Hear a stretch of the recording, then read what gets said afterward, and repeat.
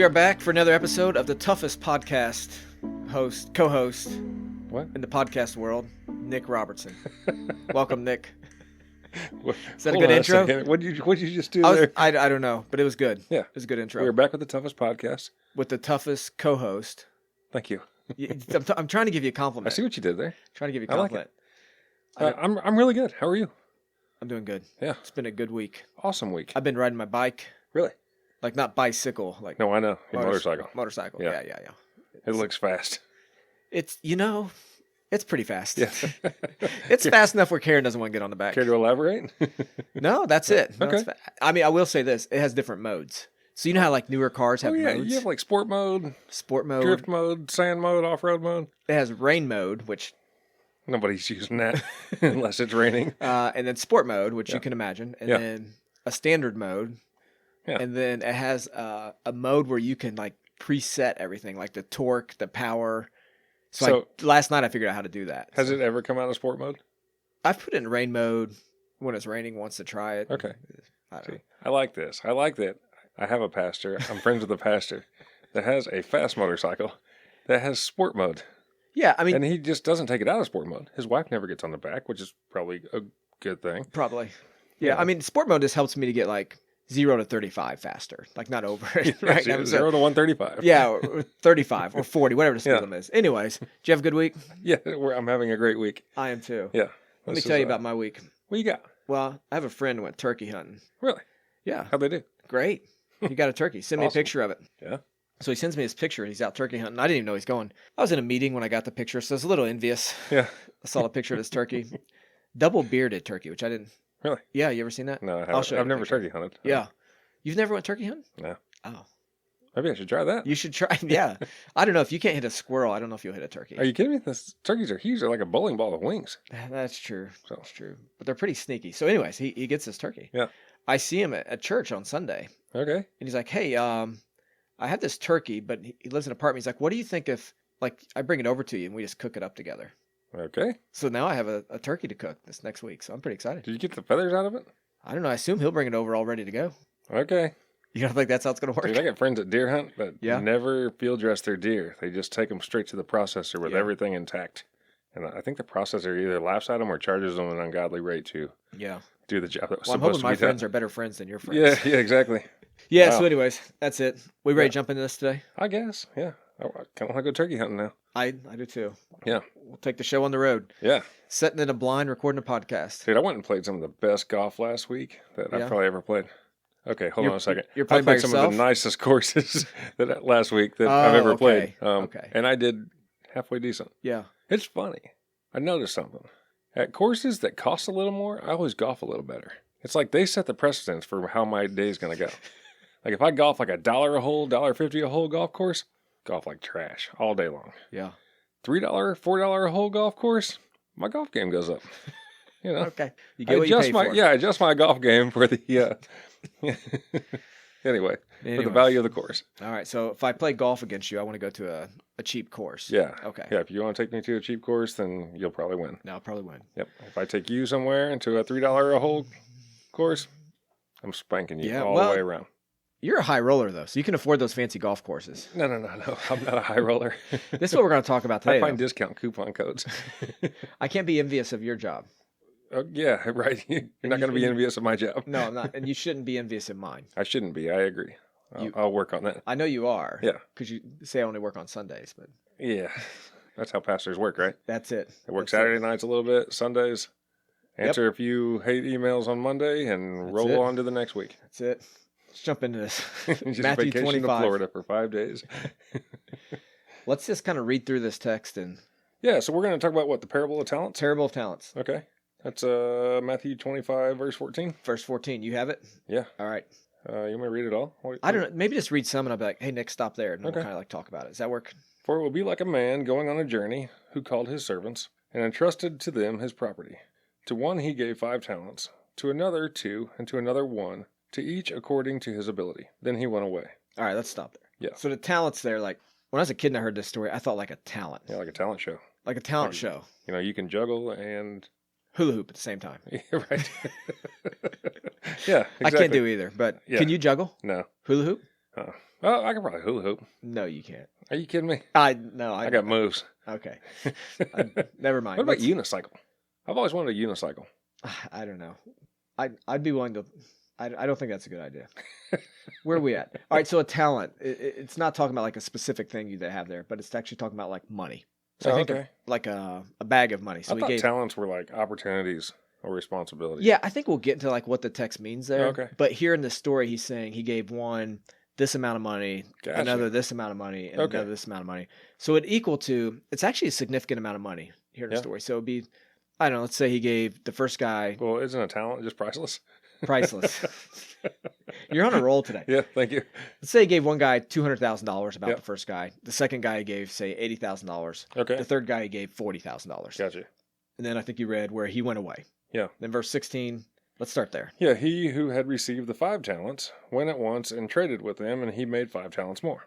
So he doubled it. Doubled it, yep. Yeah.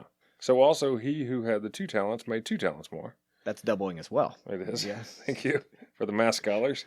But he who had received the 1 talent went and dug in the ground and hid his master's money. He did not double it.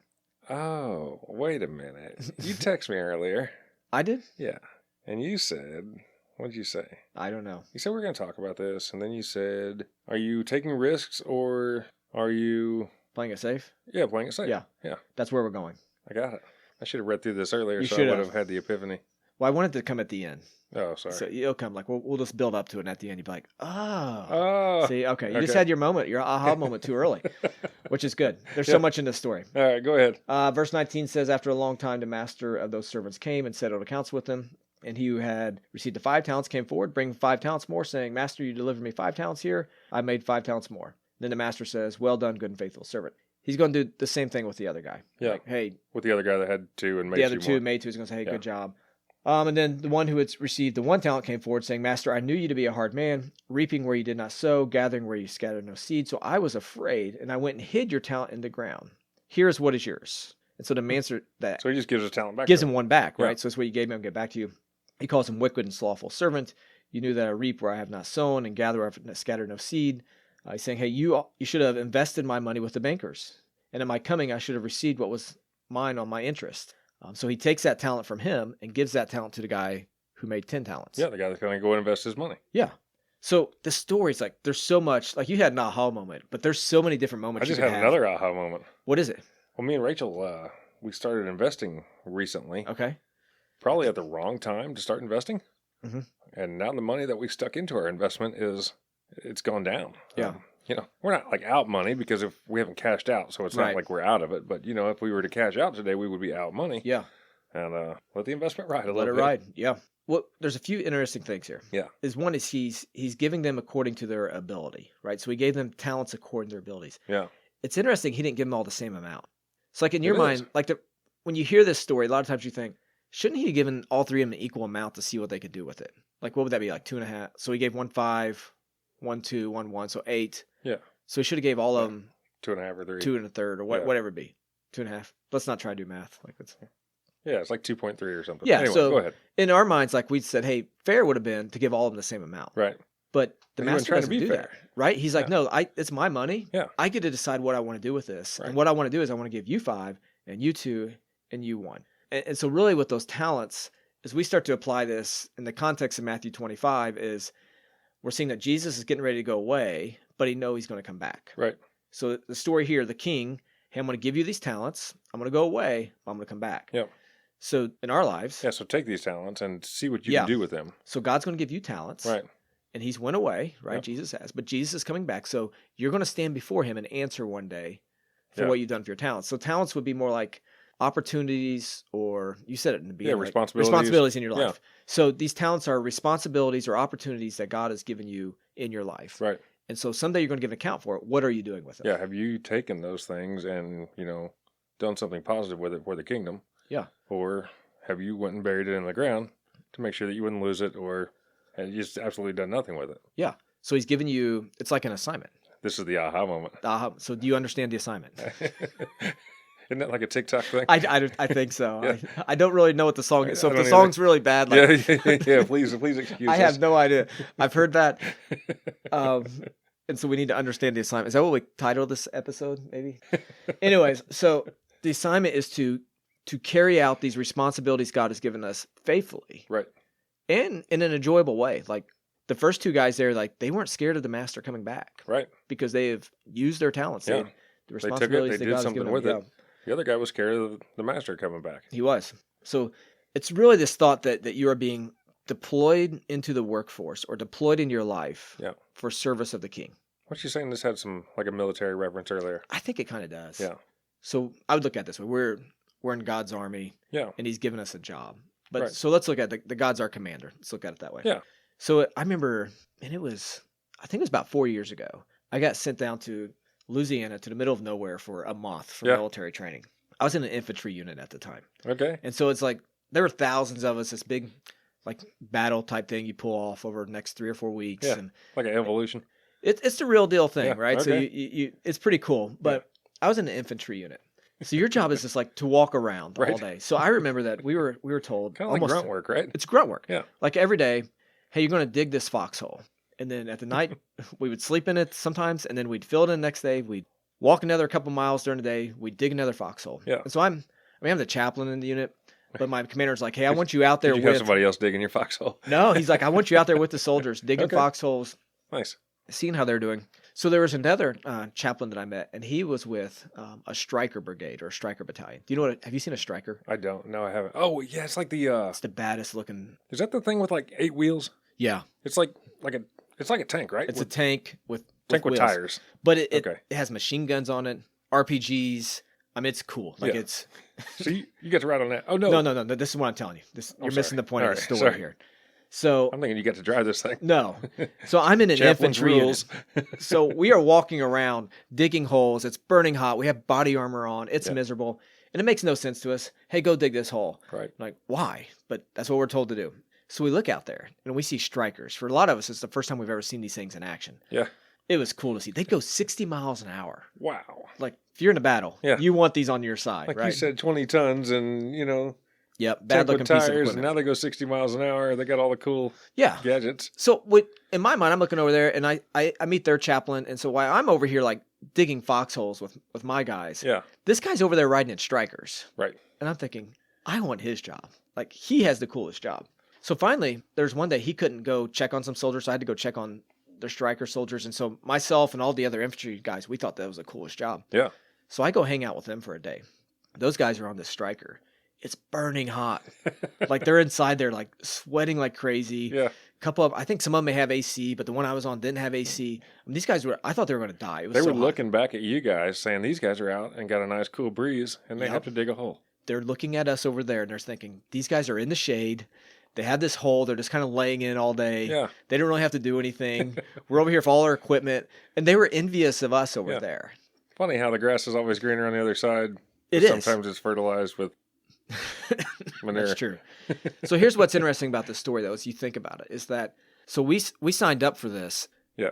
and our commander told us, this is what I need you to do. Right. So what I add to the battle is I go over here and I dig a foxhole with this guy. Yep. And it makes no sense to me, but I don't see the overall big picture of You the don't see- battlefield. yeah, the grand scheme of I know things. this is what I'm called to do. These guys on the striker, they know they're called to set up this position to support this group that's out there. Right. That's what they're called to do. That's their mission. Right. And so I think that's like us in life, is that God's our commander. Yeah. He's going to give you certain responsibilities, talents, abilities. But Right. Nick, I want you to do this. Well, that might even be your job too. You might not love your job Yeah. or want to be in your job, but you might be in your job at least for now or for a season or for however long you're going to be there because God's got you in that position to do something for someone else, to show someone else something. Yeah. I think that's exactly what it's talking about. Yep. Is like, I don't think we should over spiritualize this and just talk about stuff at church, Right. church work and Yeah. stuff. This is talking about, hey, you run a drywall company. Yeah. And God has you running a drywall company for a Yeah. reason. And I don't always love it. No, You but know. that's your assignment. Right. And so that's what you're called to do. So you need to do that faithfully Yep. and knowing that's how you're adding to the kingdom. Yep. Like that's what your commander's told you to do. But then the question comes like, do you ever get jealous of others? Yeah. Right. I Me see too. the landscaper, the guy that gets to run the tractors all Yeah. the time, and it just looks like a lot better job. Or, the guy that doesn't have to come back for anything for his job, and, we have to come back multiple times because Yeah. people love to screw up drywall. But Yeah. you're right. I hear it's electricians that mess up your drywall a lot. And plumbers lately. Plumbers? Is that it? Plumbers keep forgetting to put glue on stuff. Yeah. It's like, hey, you idiots. What do you think's going to happen? But never mind. Oh. Yeah. So, well, here's how we look at it, right? So in this setting, God has deployed you as a soldier to run this drywall company, and there's a reason for it. Right. And you may not understand the entire reason for it. Yeah. But that's where he has you for this season. Well, and I think we talked about this on the past couple of podcasts. Like, I was doing stuff wrong. Mm-hmm. I was acting wrong. I wasn't acting like a Christian first. I was acting like a drywaller first, or whatever it is. And then you project that onto other people, and you might not realize that you're projecting the way you handle things and that your actions. But it's funny when you realize that you're projecting it onto other people, and you change the way that you react to things. Other people start to change the way that they react as well. Yeah. It's, what's the saying? There's always a train going in the other direction, and people are really apt to jump on the train. Anyway. Yeah. No, that's good.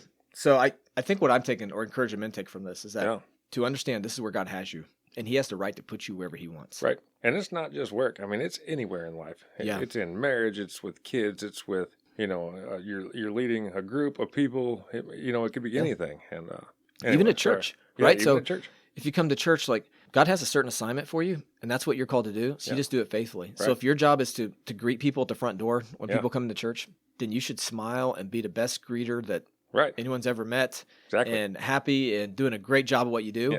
And that's your assignment. Yeah, I'm not called to be a pastor. Right, so you may not be called to come preach here to do that. Yeah, but what's funny, you and I were talking before we jumped on here, I said, the thing I've struggled with is that I know a lot of people look like a pastor. Like, man, I really want that job. Like, you get to read your Bible and pray all day, and it's just a great job. And it is. Like, I'm not discounting it.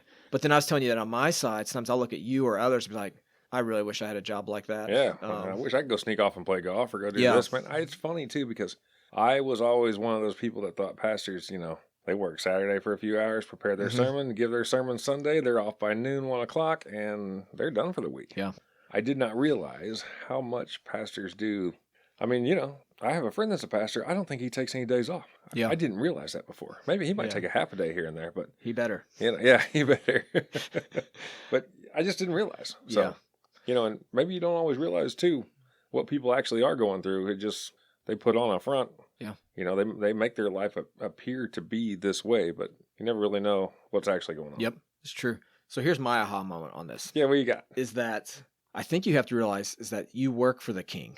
Yeah. So those two guys, the first two guys that were given the talents, they would have had, so I don't know how they invested it. I think they probably would have maybe started some businesses. They probably had some customers. They'd had maybe a board of directors. They would have had people that they were reporting to, I guess, in some ways. I just figured they went to Vegas and started playing I don't games. think that's how it worked. Right. But so they had people they reported to, but they knew they ultimately worked for the king. Right. And so no matter what others thought, eventually the king was coming back, and that's who they answered to. Yeah. So in our lives, I mean, you have lots of bosses, right? You own your own business. You have a ton of bosses. People always think that I'm just the boss and I can just do as I please. But I have people that I work for because they have people that they work for, and it just trickles down. But ultimately, you work for King Jesus. Right. So when you keep that in mind, that changes everything. Yeah. So, if your job at church how's the saying go? Do everything as you would do it for Jesus? Yeah. I mean, everything is unto the Lord. Yeah. No matter what work you do. Right. Yeah. So in Colossians, we see that. That's exactly what you see in this parable is that you are to work for him. And he has an assignment for you, and you just go work that assignment faithfully. Yep. And in a joyful way. Right. So if your job at church is to run the soundboard, right? So you're back there where no one ever sees you, and you're back there for 30 years running that soundboard, and you're never in the spotlight, and no one knows you're there unless you mess up, then you stay there, and you run that for 30 years until God gives you a different assignment. Even if you're the guy that plunges the toilets. You plunge the toilets. Faithfully with a smile on your face. Yeah. And so it applies to your 9 to 5, though, through the week. It does. So if God's given you a job as a truck driver, hey, that's the assignment he has for you. Yeah. Do that faithfully. Be the best truck driver out there. Well, and find how you can point other people and show other people, the positives in it and the positives, in life and, Yeah, no, I agree. I think ultimately, like, the way we do this is we see, okay, so what do we deserve? We deserve death. Like, we don't deserve to be in God's army. Yeah, we don't deserve anything. So he grabs us and brings us into his army. Yeah. And so then he gives us a job. And then in our nature, so many times we're like, yeah, I don't want that job. I want that job. When really we should just look at, God chose me. Like, to do how I treated him, he chose me to be in his army. And then he gave me a job in his army. Yeah. We should be ecstatic. So Exactly. whether that job's, I don't know, trying to be careful with what I say. Yeah. No matter how bad that job may be, Right. be thankful he's put you in his army. Yeah. And so when you go to work tomorrow and you are struggling because you have this annoying coworker or this boss, or you don't feel like there's any meaning in your work, Right. which is what I think a lot of guys struggle with. Yeah. I'm just driving this truck. I'm just delivering these packages. a I'm driver, just right. at this factory. Whatever that just may be, when you Yeah. go home at night, realize you didn't just do that. Your king put you there for a reason today. And if he has you there for the next 50 years throwing boxes at that factory, there's a reason for it. Right. And he's not asking you, what your results are. He's asking if you're faithful. Because those guys there brought back different amounts. The one had 4 talents he brought back. The other one had 10 talents he brought back. Yeah. And Jesus, or the king, just looks at him and says, hey, you were faithful. Right. That's what I ask. So you just got to be faithful where you're at. Yep.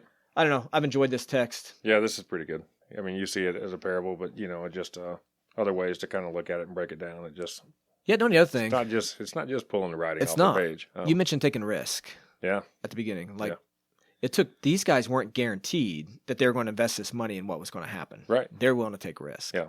Which, that'd be a good Yeah. thing to come back to on this passage. Like, Yeah. Maybe I need to take more risk and not be so non-riskable. non-riskful. I don't know if that's What's a the word. I'm looking for? I don't know. Yeah. No one's listening because of our elaborate use of the Yeah, risk averse. There you go. Thanks, producer Blake. This is why we have you. That's why he's there. Chime in from the back.